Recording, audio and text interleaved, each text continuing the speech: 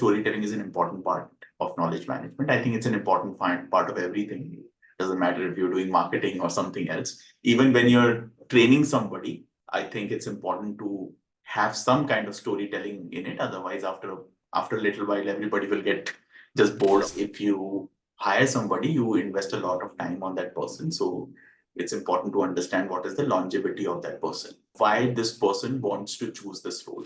I should be able to do something new or raise the bar on what I was earlier doing. Staying stagnant is not an option. It never is an option. You can choose it, but eventually something is going to force you out of that stagnation.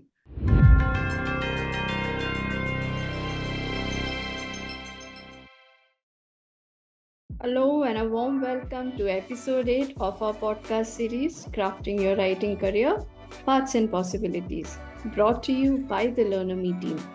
I am Mahua, your host, and we are continuing our conversation with Deepankar Majumdar, Senior Content Manager at Boston Consulting Group, for the third and final part on knowledge management. In this episode, we will delve into the skills required to succeed as a knowledge management professional and gain insights from Deepankar's career journey about career growth and team management. Let's welcome Deepankar and begin our learning journey today. Thank you, Deepankar, for your time today. It's a pleasure to have you back on the podcast. To start, could you share with us the key focus areas of the knowledge management team? So, let's assume you are setting up a knowledge management team and you are leading that initiative. So, what will be your key focus areas and how would you want your team to align with you? That depends. What does your stakeholders want? I think that is the pivotal thing to consider here, because that will eventually define what are we going to do and at what scale. Say, for example, if a stakeholder wants that we should have certain knowledge management assets or knowledge assets for few topics at a certain depth, that would require a strategy so that we can collect those materials and create those knowledge assets on our own. So the first step is to understand what is the requirement and what is the business asking of you to do. Once you've understood it, the second step generally is to think how many people do we require to do this and what kind of technology would we require to do it. And once you've figured that out, you kind of set up that structure along with the hierarchical thing in the team. Generally, you have more analysts, then you have a manager, then you have a program management team, and they will manage the entire thing. But what's important is to understand what kind of knowledge assets are required to be made. And that will also kind of decide what is going to be your hiring policy. Do you want to hire freshers or do you want to hire experienced people from the market? What should be the structure of the team? So I think it depends on the situation. It's what you're getting at, right? So say if we are going to build a knowledge asset database for, say for example, there are 10 knowledge assets to be built, and each knowledge asset needs to be maintained by a single person. So you will clearly need 10 people or maybe 11 or 12 people to manage those things as a backup and all of that. And then who's going to maintain it? Do we need technical expertise there? So would we need some technologists as well in the team who can help us build and maintain those knowledge assets? So it's a very complex thing to do, and it doesn't happen overnight. But aligning our vision to the organization's vision is probably the most difficult thing. But you need more project manager like skills to do something like that, who can understand the requirement very clearly, then scope it out, tell your stakeholder this is what is going to take, and then decide upon a strategy for 1 year, 2 year, whatever time it's going to take. So it doesn't happen overnight. Saying that a knowledge asset can be built overnight, that would really not happen. It's going to take some time. So that's what generally happens when you kind of scale up a knowledge management team. But generally what I've seen is you start with a smaller part, then you kind of expand yourself. Say for example, you were doing one industry first, Then you move on. Like if it's successful, then people would say, fine, why don't we do it for this industry as well? But there is a difference. This was more, say, a general industry which does not require any specific technical knowledge, but this one will require more specific technical knowledge. So we need different kind of expertise in the team. So you will hire for that, or you will train people for that. So that's how generally that happens. But yeah, it's a what I've noticed that it's not a very rapid process. It takes a couple of years to settle down. So what I am understanding here is, let's say when an organization wants to set up a knowledge management unit or a team, so they will have an idea in terms of what they want to create as part of Yeah, knowledge management, right? The kind yeah, of of course. assets they want to create and how the knowledge transfer will happen across Yeah, different departments in the organization. yeah, And based on that, the knowledge management team works and the yeah, rest of the activities are aligned to that thought process basically. exactly. So there are basically three parts to it. The first is to create those assets. Mhm. The second is to disseminate those assets. Like, how are you going to popularize them and make people use those assets and educate them?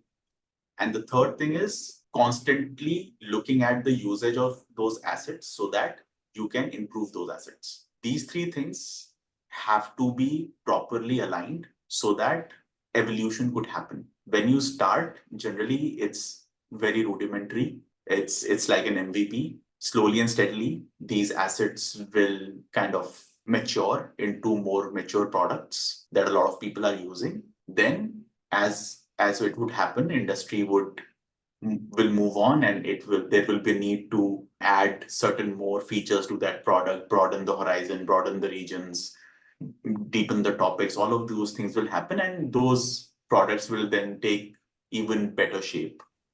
Right. So it's a complex process. It's not a very simplistic process. And as I said, it's not like a 1 month, 2 month process. It takes time because it's sometimes is also a little bit of trial and error that let's do this and see how it works. If it will not work, then we will repivot to something else. If it works, then how are we going to scale it? So there is a lot of effort that goes to this, and planning that goes into this. So when you're creating these knowledge management assets, what role does storytelling or narratives play? Yeah, it's very important because at the end of the day, you also have to keep the consumer of these products interested. And also, storytelling is important because you need to make them understandable for everybody. So, when somebody is using a knowledge assets, it might not be necessary all the time that they will get some training. So, it has to be in a form which could be ingested and understood easily. Say, for example, if you are creating a market overview for a certain industry for a certain region. Then, if the slides or the information is not properly organized as a story, it will be very, very difficult for anybody to understand it. Example, if there is a success client story and you are trying to create like a credential on that, then if there is, you can't have the story all mixed up. You need to have it in a certain order for people to understand and use it. And it's a very important part of knowledge management. Sometimes people think knowledge management is only about getting information and just clearing out client confidential information, and that's about it. That's only one basic part of it that needs to be done. But if you don't tell the story right, then those assets are rendered useless because people don't know how to use them. Why is it important? In some cases, I've also used certain products, which are good products, but they were not organized properly. You didn't know what was the first step to do, you didn't know what was the second step to do. It was all left to the imagination of the user. And that's not a good strategy. It should be very clear why a certain knowledge asset should be used and in what situation it should be used and what is the mechanics of using it. Otherwise, it's very confusing for the end user because they might be using multiple products for multiple situations. So storytelling is very, very important so that the message could be passed on in an understandable manner. So by storytelling, do you kind of create a persona in the story and then how that persona will. So in the industries that I've worked with, What you need to do is to explain what happened in a way that can explain that what was the context of a certain thing, why it was done, how it was done, and what was the end result from it in a way that it's understandable to a general audience who is using it for the first time, right? Say, for example, if somebody is looking for an asset where a certain problem of a certain industry was solved using a particular technology. Now, this story has to be told in a way as the story happened, not upside down. So it's important to set the context of the project. It's important to make people understand what was the kind of planning that was done, what was the strategy that was implied, and what was the kind of result that we got from it. So all these stories have to be told in a way which is ingestible and usable. If they are very complicated, then it would be very difficult for a reader to kind of understand it. But if it's told in a simplistic way in a few pages, it's very easy for them to understand and implement it. If they want to know more about it, obviously they can dig deep more and find more about it. But if they don't understand it on a first view, then if there is a very complex project that happened, which ran on for many years, which might have produced so much material, but if we don't explain that journey in a few slides or documents, nobody will have the time to read the entire thing and understand what was going on because they will not have any context, no contact with anybody. So this is the most important thing. So you are summarizing what has happened during those 3-4 years of project execution. Yeah. So it could be different things. I'm just giving an example that when certain projects happen, they can run on for so many years. So many people would have worked on them. So many things would have happened during that journey. But when you present that experience to as a knowledge asset, it's important to put it in a way that it's understandable, right? So that it could be ingested. The main message could be given out. So that's a very important part of. That's why storytelling is an important part of knowledge management. I think it's an important part of everything. Doesn't matter if you're doing marketing or something else. Even when you're training somebody, I think it's important to have some kind of storytelling in it. Otherwise, after a little while, everybody will get just bored out of it. So that's why storytelling is important here also. Can you give me an example of storytelling? Okay, so I'll move away from knowledge management a little bit and let me give you an example of a training. Say, for example, I am a trainer for a project management training. Now, this training can be done in two ways. The first way is just to show people these are the tools that we use in project management, and that is how we use them in this frequency, and this is what you need to do. Do you feel that anybody will be able to use it or recall it when they need it? No. Right? What's important is that when you are explaining those tools, it's important to tell people how you used it in what circumstance and what kind of advantages that you got from it. So if I'm explaining people how project management should be done, it's important to tell them how did I manage a difficult project and how were these tools kind of used for successful project management. If that story is not coming out, then people are going to lose interest midway and there is going to be absolutely no retention after the training. But if I tell them a story of my project where I succeeded in a few things and I failed in a few things, the retention will be much higher and the interest level is going to be much higher. That's one example for that. And as I said, in terms of, say, our day-to-day work, whenever we are explaining how to build a knowledge assets to our team members, it's also important to tell them the context and the reason why we are going to invest time and money to build a certain knowledge asset.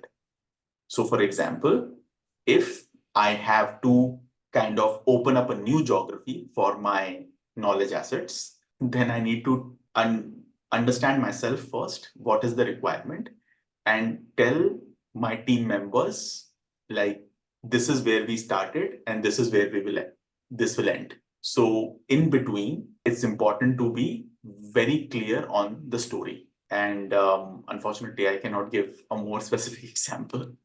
due to So, confidential. what I'm understanding here is, let's say, if you have been operating in a certain geography, and suddenly, if you are required to create knowledge assets for a different geography, you will have to think in terms of the kind of context that will work in that geography, and accordingly rephrase or repurpose your content so that people in that geography can actually Yeah. understand what you are trying to say. Yeah.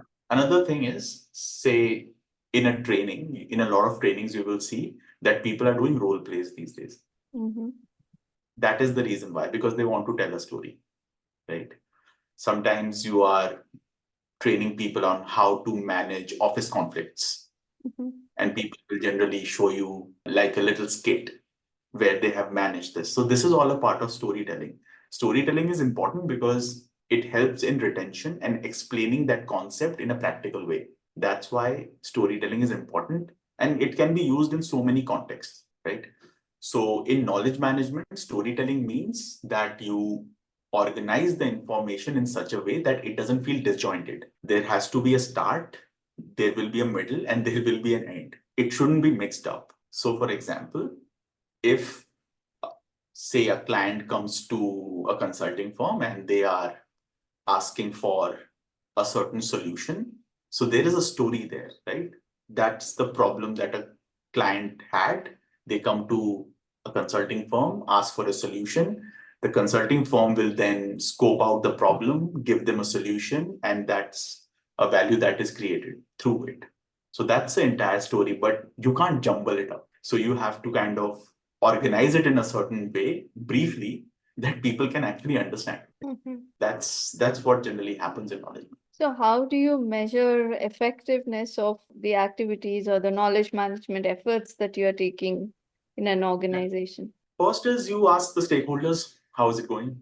Are they using it? Are they not using it? If they're using it, how they're using it? Can we make it better? Then there obviously, if it's an online tool, there are so many ways of measuring it. Are people visiting that site? Are people downloading material? If they are just coming to the page but not downloading anything. So these are all metrics that people use.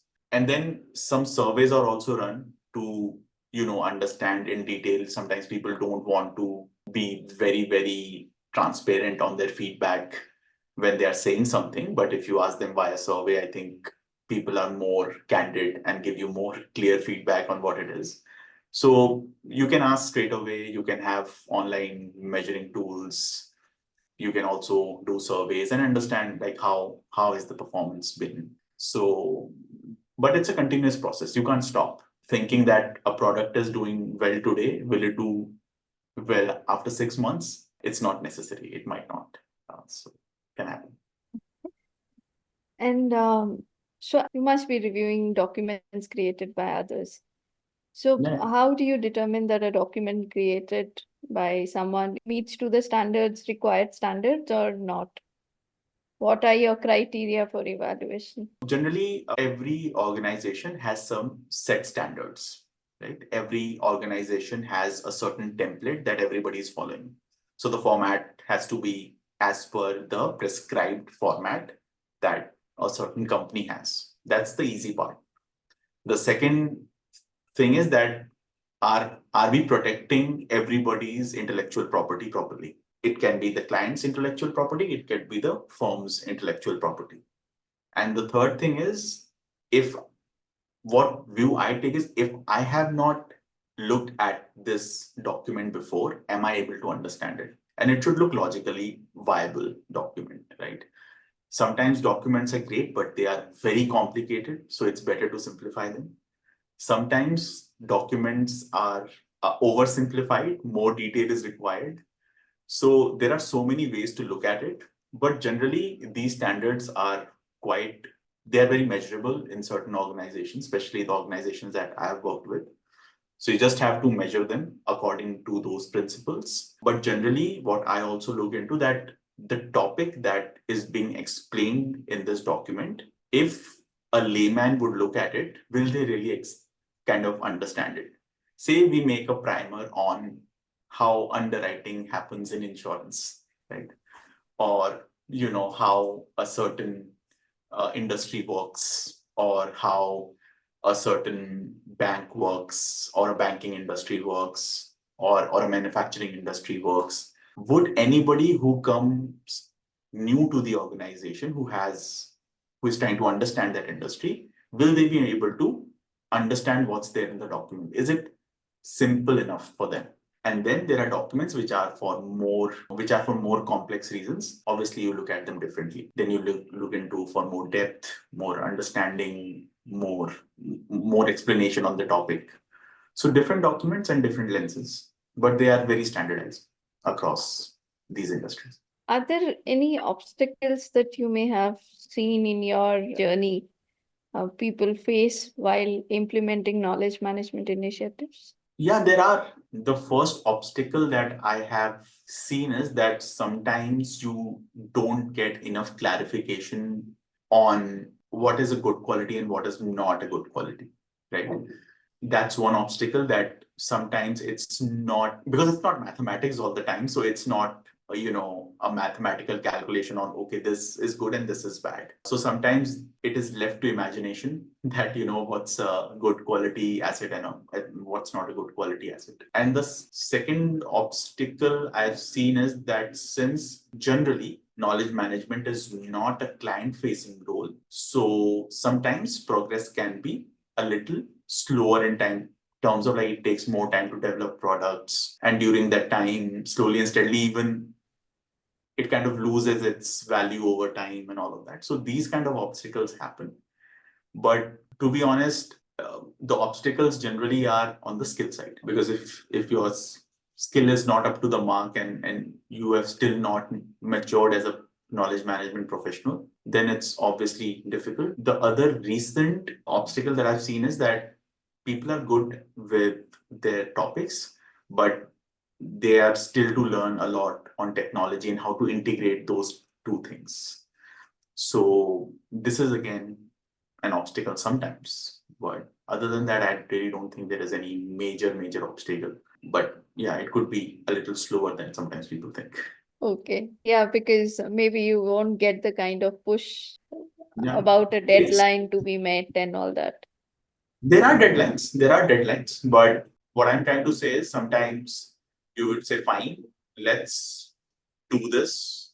Let's take 3 months and do this, or let's take 6 months and do this. And to keep the same momentum going for all the while, that's the challenging thing. Because in between that, a lot of other things can happen and priorities can change. Okay.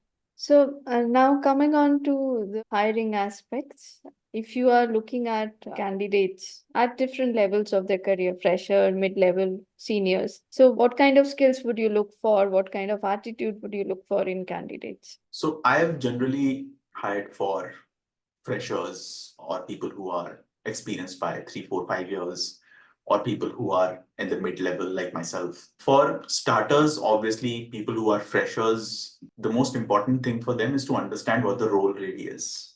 Because the first question that comes to mind is asking the candidate, do you understand what the role is? And because if that understanding is not there, then there is no point asking any further question. So it's important to know what is the role, what does the company do, and how is this role important in a in this company's overall business requirement, and why does this exist? If that understanding is not there, then it's very difficult to interview that candidate for any kind of other skills, because they're generally freshers, and most of the skill they have would be of very basic level. It doesn't matter if it's communication skill or skill to, do a certain, use a certain software. They have learned it, but they have not basically practically used it too much. Maybe in some college projects, but other than that, no. So for freshers, understanding is important. The second is, do they want to do this for the long term, or is it just a pit stop? So that's also an important consideration, because if you hire somebody, you invest a lot of time on that person. So it's important to understand what is the longevity of that person, why this person wants to choose this role. So that's an important thing to notice. The third thing is, sometimes we are hiring for a certain topic or a certain industry. It's important to understand does this person have inclination towards that industry or not? Would this person want to do this topic? If that person is not interested in that topic, then there is no point getting that person on board, because it's not going to work out for that person, neither for us. So that's for that. And from a point of view of attitude, it's very difficult to judge. But what I try to understand is that, would this person be interested to learn consistently? Because most of the roles that I have interviewed for, the learning curve is not of 1 or 2 months. They're quite long. So if this person is not going to consistently upgrade their own selves, then it's going to be a very difficult career for that person. And a very important thing is, whatever team or organization that you're hiring for, are they a cultural fit for that kind of role? So that's also very important, because most of the roles that I have interviewed for, people have to interact with people on a global level.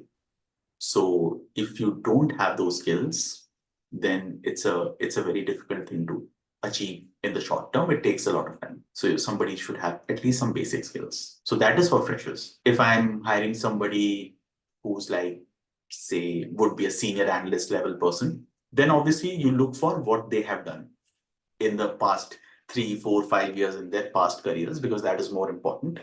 And what kind of career journey they have, what kind of growth path they've had. And obviously, why would they want to switch to this career? That's also an important parameter to understand. Sometimes I've had certain experiences where people want to join because it's a good company, right? It's a better company than the other one, will pay more, etc., or better work-life balance, etc. A lot of other things are overriding there. But does that person genuinely interested in that role and in that team? Because again, as I said, once you hire somebody, you invest a lot of time in that person, and you would want to have that person for the long term, because that person will learn so much, and after 1 or 2 years, that person will actually start giving you like real good results. For senior, like mid-level folks like me, I think if it's going to be a team management role, you need to understand their experience and their inclination to do such a role, and also their prior experience. Have they experienced something like this before? Because directly experiencing something like this before, it could be an uphill task sometimes, because neither being a topic expert, not being, or being a team manager, or both, it could be a very difficult thing to manage both things. So for, I would say, for mid-level people like me, it's important first to know that topic, because you will hire for the topic. And then if that person has some team management experience or not, or would they want to do it, that's also very important. And obviously, you would want to know, how are they going, like what is their plan for that role? Like how are they going to scale that team up? What are their thoughts about it? How are they going to manage the stakeholders? How are they going to manage the internal team dynamics? All of those things are important questions. And these are very open questions. As I said, no mathematics involved here. So you need to figure out who's the best fit for this role. So when you say knowledge of a topic is required, and that you kind of mentioned in all three levels. So by topic, I Yeah. believe you mean the industry specific. No, so for us, we generally hire for industry topics. If somebody knows that this is a role for a certain topic, say for example, this is from the consumer industry, right? Then, or a food and beverage industry, or an oil and gas industry, or mining industry, that person should have some interest in that topic, right? For a fresher, maybe they don't even know about that topic, but if they feel that they would want to explore it, that is enough.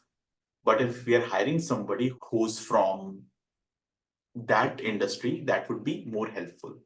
Because if I'm going to hire for a certain industry, and it's like that person, if has worked in that same domain for 3, 4 years, then the fit is better, isn't it? So for example, in my current role, I take care of insurance stuff, but most of my career I've done FI in like financial institutions in some form or the other. I have not done anything else at all.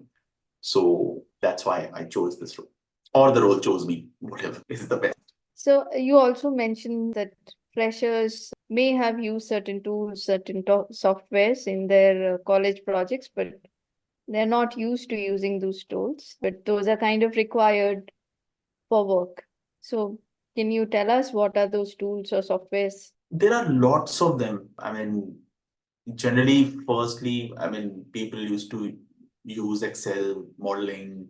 Some people use SPSS. Some people use R for financial modeling. People have told me that they've used it. Some people are good at making PowerPoint presentations, that they've made it for certain things. Some people have also done some kind of internships and traineeships in so many organizations. So everybody has used different kinds of things. What even if we are not going to use that same tool, it's important to know how much expertise that person has acquired in that tools, because it clearly reflects on the learning capability of that person. So if we are going to teach that person something else, if that person is good at grasping things, then obviously they'll also learn that quickly. So different people tell me different things, and I just try to understand at what level that they have used that certain tool. Okay, but they don't need to have an Mm, awareness. It's basically what is important is they should be keen to learn. yeah, they should be keen to learn, and different people have had different educational journeys. Different people end up doing internships or become trainees in different kinds of firms. Sometimes you don't even control that, right? So you'll do what is available. The point is, whatever was given to you, how did you do it? And did you How did understand the you object? utilize that? Yeah. That thing, that's the most important thing. And if somebody can explain that well, then half the battle won, I guess. Okay.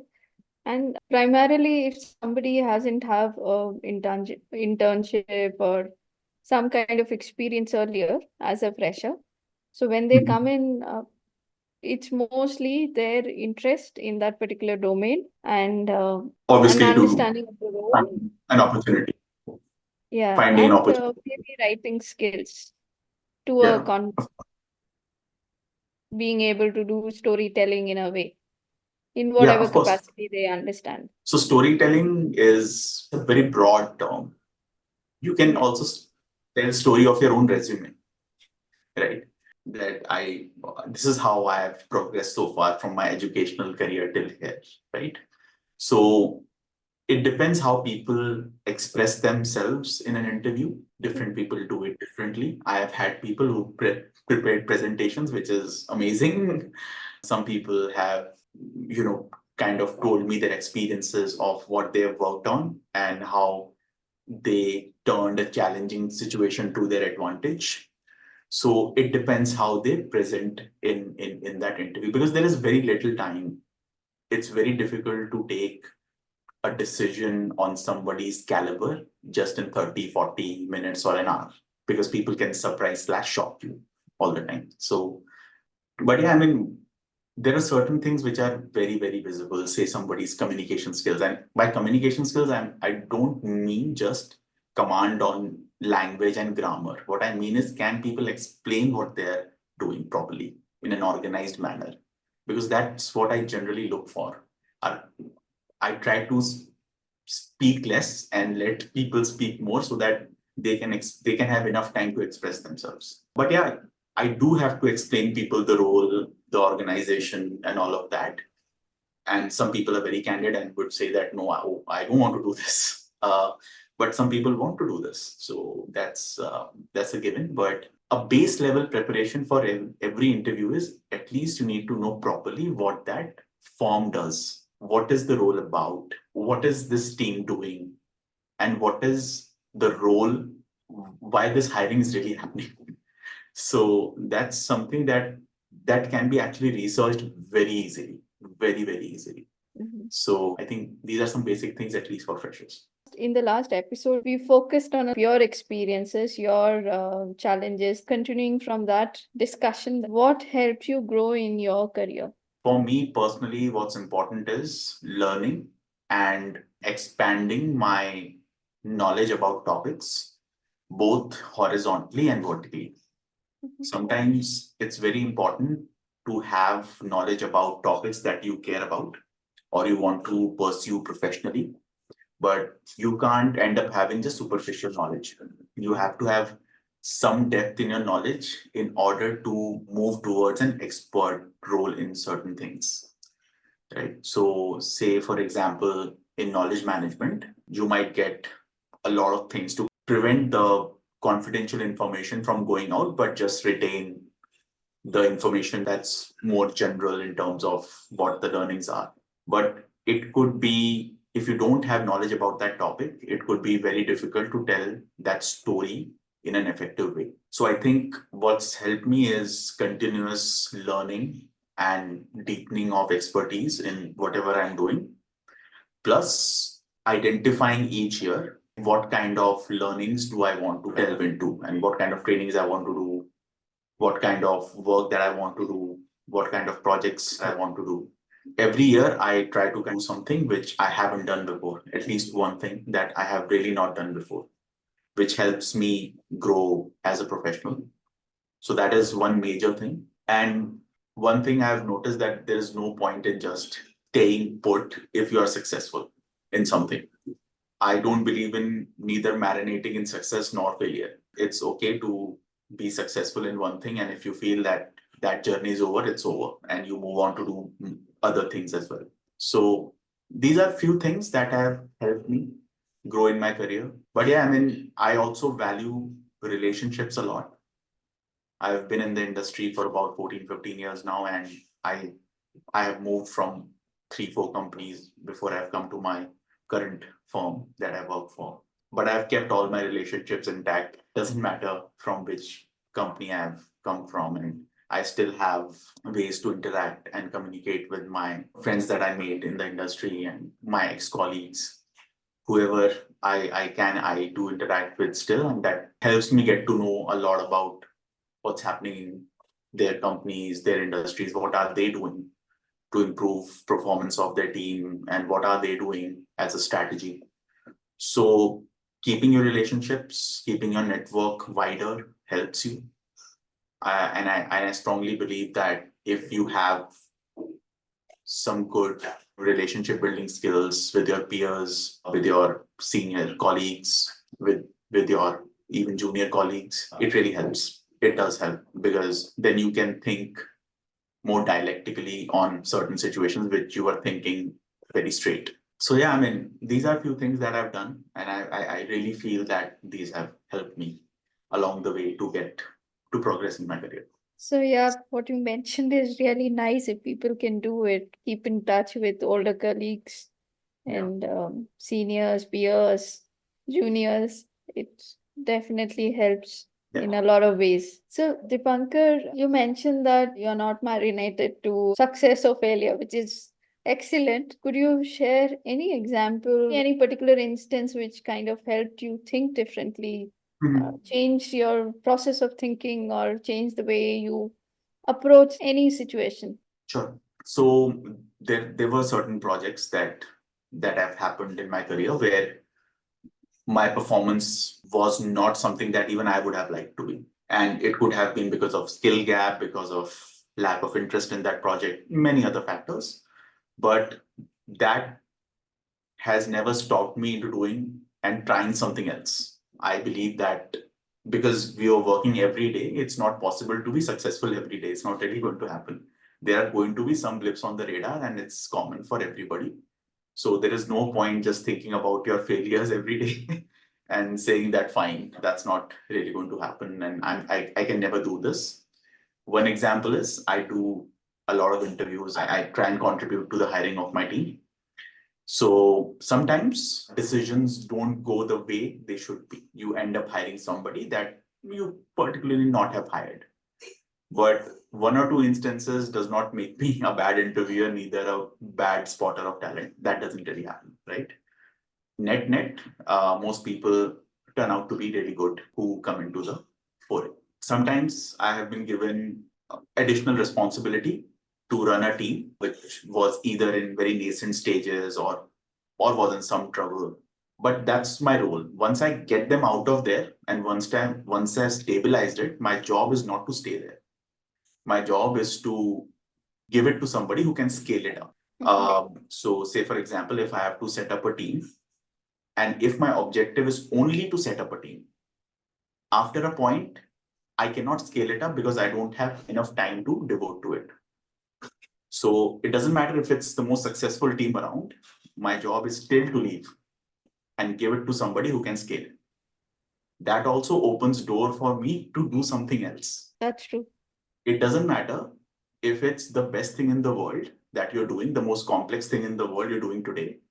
But at some point of time, it is going to get common, right? So I feel that it's important to keep moving once your role is over and then find something else. So it also keeps me humble and grounded because I frequently encounter both failure and success, sometimes temporary failure, sometimes temporary success. But it doesn't then interfere with my growth. Because if I stay somewhere, like say I'm leading a team which is very successful, and either I'm just staying put and the success level has now stabilized. Now either I have to increase the level of success that that team is getting, or find a way to give it to somebody else who can scale it up, and me doing something else. And that has helped me do a lot of different things along the way. And that has, and a parallel advantage that I've got is that I've been in touch with so many people. It's not something that I can count on my fingers. It's a long list that I know people and interact with them. Because the more you do it, the more it's better. So yeah, that's what it is. So you have been telling that you pass on the work once your part of the work is done so that others can come and scale. Yeah. Okay, so those are team members from the knowledge management team itself, or they are the other functions that you interact with? It can be anybody, depends what the team was. It's mostly because I work in knowledge management these days. It's somebody from knowledge management who would do that. I feel it's important to move from one space to the other and try out new things within our team or all the teams that I've worked with. There are always people who can take more responsibility, generally move up the ladder in their career and they take up more responsibility. Then we can also take more responsibility. So it's always like a chain. So, and I think growth only doesn't mean a promotion. It can mean a lot of other things. It can mean increase in the portfolio of what you do, the scale at what you do, what kind of span you have. That's also depend on your growth. So it's all connected with each other. But yeah, that's what I generally try and follow every day. So you do the initial work, and once it's ready for scale, you pass on the work to others to help them grow in their career, right? So it's like fostering growth in the team. Yeah. So if we talk about team management, so what have been your experiences? Anything that you want to highlight? There are lots of things to highlight. I think as far as managing a team, it depends what the skill level of your team is, how new the team is, how tenured the team is, and based on that, you have a strategy of what you can do. In my opinion, having a stabilized, tenured team is a very important thing. Having diversity of thought is very important so that we can debate amongst each other, and to foster confidence in the team members to take up projects which are challenging, which can push them to the boundary, which will require some extra mile to go. That is something that keeps people engaged and it helps. Sometimes we feel that if we are being challenged, it can throw us off the radar a little bit and it can derail us. But to be honest, I've always noticed that when people are challenged, most people kind of perform better and they realize that, and that includes me, that when you are challenged and you're doing new things, after a point, when you get good at it, your confidence level is higher and you start believing that you can do more and better. But obviously you can't do that in a hurry. You have to let people settle down. So generally when people come into my team and if they are freshers, then I give them enough time to learn, to settle down, give them a safety net that they can make some mistakes, learn from them, try not to make the same mistake again, chart out a training path for them. Most of the companies I've worked for, they have a very good training regimen. So it's never been difficult for me. It's always been quite easy. So all of these are important things in team management. And one feedback that I've always gotten from my team is that it's important for them to feel that their manager is invested in their career. that makes a difference, because the amount of trust you need to build with your team members for the sake of transparency, it's not an easy thing to do. And why I say that is there are certain things that a manager can clearly tell their team members, and then there are things which are more confidential that you can't say in so many words, but only indicate. So it's important for that purpose that there is transparency. Another transparency that I feel is that we need to keep with our team members, or I keep with my team members, is telling them how their growth path has been very clearly, truthfully. If I feel that they're doing well, that's what I tell them. If I feel that they're not doing well, I try to communicate them and try to find out ways to improve performance. And obviously, I would speak with them as frequently as possible, and I would encourage them to take up more challenging projects. But yeah, I mean, being truthful with your team, with your teammates is extremely important. That doesn't mean being obnoxious with anybody. It just means that you have to speak the truth. If somebody is not performing well, that person should not think that they're performing well. And the opposite is also true. If somebody is performing well, they should know that they're performing well very clearly. It should not be like a yearly or a 6-month thing that they get to know that they were doing something wrong or they were doing something right. That's important.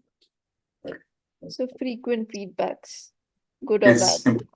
Yeah, and when people do well, it's important to recognize that sometimes very publicly, so that there is a level of achievement that you get from that.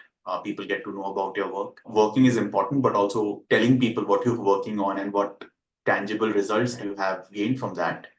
That's also very important, because it gives you more confidence when you get validation from your seniors and your colleagues that this is going well. So it's a motivation of sorts, and it also gives you confidence to keep moving in that same direction properly. So if we speak about the team structure, the age group of your team, are they like a homogeneous group, or some quite older than you, some are younger than you? Yeah, I mean, most of the teams I've worked with, they are in a certain age range, because if you hire entry level analysts, they're going to be in the same age group. Sometimes when senior people join from other companies, then obviously there might be a deviation, but generally there is obviously a fair age range, at least the analyst level, or people who are in the first 5 to 7 years of their careers, they tend to be of the same age. So the reason I asked you this question is there a different way in which you manage these different age groups, or I to be honest, I've never had a problem with managing it like a wide variety of age group. I've worked with people with different age groups. I've had the opportunity to work with it, but I think it depends on what the aspiration is. That is something that I've felt that is more difficult rather than the age group, because it depends, how faster a career trajectory they would want, what they want to do. Different people have different aspirations. Somebody wants to become, a people manager. Some people want to become topic experts. Some people would want to do more analytics. Some people are more on the creative side. So all kinds of people are there. It depends. And when you have a very wide variety of aspirations, that is, I think, is more complex rather than the age group, to be honest. so how do you manage that when you are dealing with such Again, wide again, expectations? yeah. So if somebody has an interest in a topic, then they start learning it. Of course, they take training or they invest their own time. But what's important is that they get to do it practically somewhere in work. Because if they don't, then it will be very difficult for them to even understand, do they want to have a career in there? Or it is just like one of those things that you really like and you want to do sometimes. So as a manager, what I've tried to always do is provide as much opportunity as possible. If there is something that can give them that kind of a exposure, and if I have that opportunity, I would want to give them. Sometimes people say I would want to manage an entire project. I've worked on one work stream, but I would want to manage the entire project. It'll be good for them to learn about project management a little bit, understand what are the mechanics of it.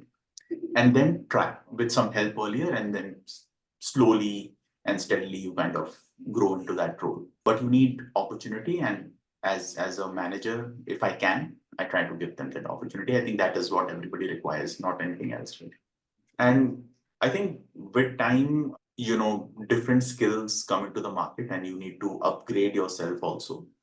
So sometimes you're just playing catch up, that I should learn this also, I should learn that also. And focus is important because you can't always jump from one thing to the other just because something is cool today. But yeah, I mean, it's important to focus and learn something if you're really interested in it. And people do learn. I've had a lot of instances where people have learned a certain skill, they have implemented it in work, and they have made it their career. It's not unusual at all. People do it. Okay. So now moving on to office politics. That's a given thing. Office Yeah. politics exists. If you have to give Um, any advice to people how to tackle office I politics. yeah. If you ask anybody about office politics, the standard answer everybody gives is that I don't indulge in that. Of course, I also don't try to indulge in something like that, which is because office politics has a very negative connotation. It just has a negative thing attached to it. I just feel that I don't try to control. I don't try to think about too many things that I cannot control.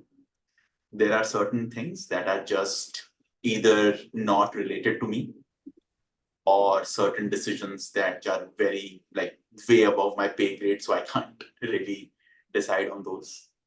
But sometimes I have had some situations where people felt that it is office politics, but it was nothing really more than lack of information, lack of transparency. Where there is lack of transparency, obviously people feel it's office politics. I can give you a very simple example. As I said, that when people are doing well, they need to know that they're doing well and what is going to be their career trajectory. If somebody is not doing well, we need to tell them truthfully that this is not going in the right direction and what is going to be their career trajectory. Imagine if that doesn't happen. What will happen is at the end of the year, somebody will get a review thinking that they were doing well, right? And the review will be absolutely opposite to that. And then that person might end up feeling this is some kind of politics against this person. I didn't hear this the entire year, and now suddenly I'm getting this, right? So earlier my promotion was 1 year away, now it is 2 year away. So most of it, I think, emanates from lack of transparency. And it can happen from both sides. Sometimes you don't get enough transparency from the people who should be giving you transparency. And sometimes we are not asking the right questions, so that we don't get the right answers either. So a lot of things could happen, but saying that office politics does not exist, that is not really true. It does exist. And one should, I just try and find a way to do something which is not negative and stay on the positive side, which is good for most people. Yeah, that's true. And so we are coming to an end of our conversation for today. Okay, so we have discussed what kind of skills one should aim for when they are preparing themselves. And in terms of your own go-to resources, do you have any for your work? For my work, I mostly depend upon the company's internal trainings because they are more relevant. Mhm. Other than that, I generally like to read up, say, for example, if these days Gen AI is the in thing, the most important thing. So I read up different resources. I look at different people discussing it. There are so many videos on YouTube. To be honest, I'll whatever Excel I know on YouTube and just reading notes on it, that how to do a certain thing, how to use a certain formula, how to make a certain model. So I generally try to go to whatever resources are available and easily available. If it requires some kind of certification, why not take that? There are so many companies today, kind of offering those kind of skills. But yeah, I mean, I generally try to first understand the basic of that certain thing and then try it out. But what I try to do is I try to learn those skills that I can actually practice in my day-to-day work. Because say I learned something, but I never got to utilize that thing, I'm probably going to forget about it. So it's I try to at least as work is concerned, I try to keep myself there. And thankfully, most of the companies that I've worked for, they have great internal resources. So you can just learn those and get it over with, really. So yeah, that's what I really do. Nothing any specific. I just use this resource. That's not really. I've done LinkedIn trainings. I've done other trainings. I've gone to different training sessions as well, which are conducted by specialists and all of that. That depends what the requirement is at that point. So mostly internal training material, LinkedIn learning to some extent. These are your Yeah. go-to courses. Yeah. Yeah. Okay. Okay. So Deepankar, before we wind up, any parting advice to industry mates, to freshers, or to anybody? I think there is no point giving too much general advice to people. I think there are enough podcasts out there giving that general advice. I can only speak to my own experience. I mean, what matters to me is that every year I should be able to do something new or raise the bar on what I was earlier doing. Staying stagnant is not an option. It never is an option. You can choose it, but eventually something is going to force you out of that stagnation. So it's better to do it yourself. Sometimes we are doing something which we like and we are doing it well, but there is an expiry date to that. And reaching that expiry date and then doing it, I mean, it could be a little problematic. So it's better to keep pushing yourself all the time to do new things, to interact with new people, to take up new projects, right? So it depends. And also, I'd say that sometimes people underestimate what they know. Like, okay, I know just this. Would it be helpful for somebody? Right? There would be so many people who would need that help, and that's not really there. So that shouldn't be the case, and it's better to kind of immerse yourself in what you're doing and go from there. So thank you very much, Deepankar. With this, we'll close our episode today. Thank you very It much. was lovely talking to you, and we learned a lot about knowledge management. So thank you again. Thank you very much. With this, we conclude the third and final part of episode 8. I sincerely hope you found today's conversation both interesting and informative. I also hope that you now have a clearer understanding of knowledge management and feel better prepared to embark on a career in this field if you choose to pursue it. Your thoughts and comments are invaluable to us. If you have any questions or seek further insights, please don't hesitate to drop us a message at info.thelearnerme@gmail.com. Thank you for being an essential part of our community. If you enjoyed today's episode, please hit the like button and share it with friends, colleagues, or anyone who might benefit from our discussion. Also, consider subscribing to our channel to receive notifications of upcoming episodes as soon as they are released. We'll be back next week with another interview exploring a different career path or possibility in the world of writing. Thank you once again for tuning in. Have a wonderful day ahead.